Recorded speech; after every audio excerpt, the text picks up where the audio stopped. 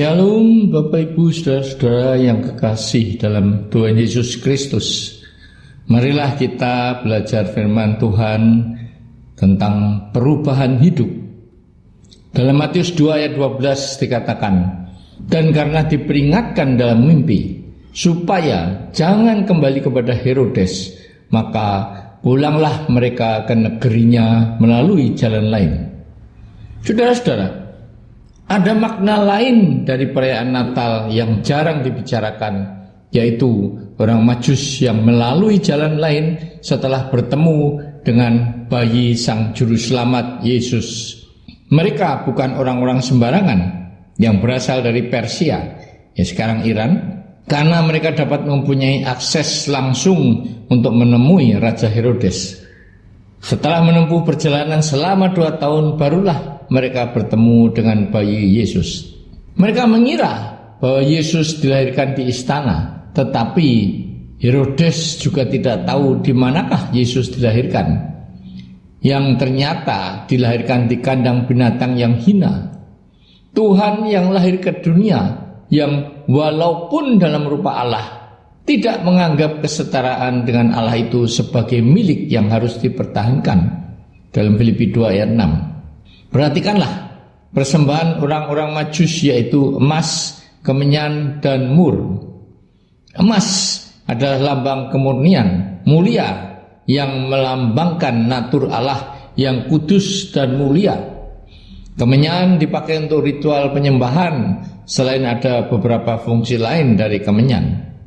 Dalam Mazmur 22 ayat 3, padahal engkau yang kudus yang bersemayam di atas puji-pujian orang Israel. Mur dipakai untuk membalsam orang yang telah mati, selain fungsi yang lain untuk kesehatan. Jadi jelas bahwa persembahan orang Majus itu melambangkan bahwa Yesus itu Tuhan yang layak untuk disembah dan mati untuk menebus dosa manusia, tetapi bangkit kembali pada hari yang ketiga karena maut tidak berkuasa atas dirinya. Orang Majus sebenarnya mau kembali menemui Herodes untuk memberitahukan di manakah bayi Sang Juru Selamat itu dilahirkan. Tetapi Tuhan memberikan mimpi kepada mereka agar tidak kembali menemui Herodes. Saudara-saudara, apakah arti rohani dari perjalanan orang Majus ini?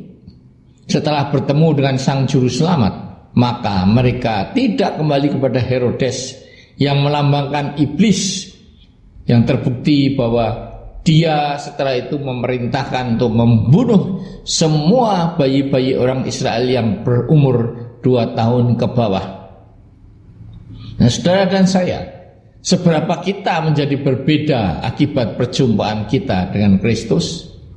Tidak dapat ditawar lagi bahwa iman Kristen pasti ditandai dengan perubahan yang nyata, perubahan jalur kehidupan kita, meninggalkan jalur kehidupan yang lama menuju kepada jalur kehidupan yang baru. Ada yang hidupnya berubah secara drastis seperti Matius dan Paulus, dan banyak lagi yang lain. Namun ada juga yang mengalami perubahan bertahap seperti Nikodemus, Markus, serta beberapa orang lagi. Perubahan apa yang terjadi dalam hidup kita karena mengikuti Yesus, karena bertemu dengan Tuhan Yesus? Tanyakanlah pada diri saudara sendiri, adakah perubahan atau pergeseran pada prioritas hidup kita? Apakah yang kita utamakan dalam hidup kita mengalami perubahan yang nyata? Apakah yang kita kejar dan perjuangkan dalam hidup ini mengalami pergeseran ke arah yang lebih baik? Saudara-saudara, prioritas itu ibarat lokomotif yang akan membawa gerbong kereta perjalanan kita bergerak. Setelah itu kita patut bertanya, apa yang menjadi keprihatinan kita? Perjumpaan kita dengan Tuhan Yesus membuat kita mengenal apa-apa dan siapa yang menjadi keprihatinannya.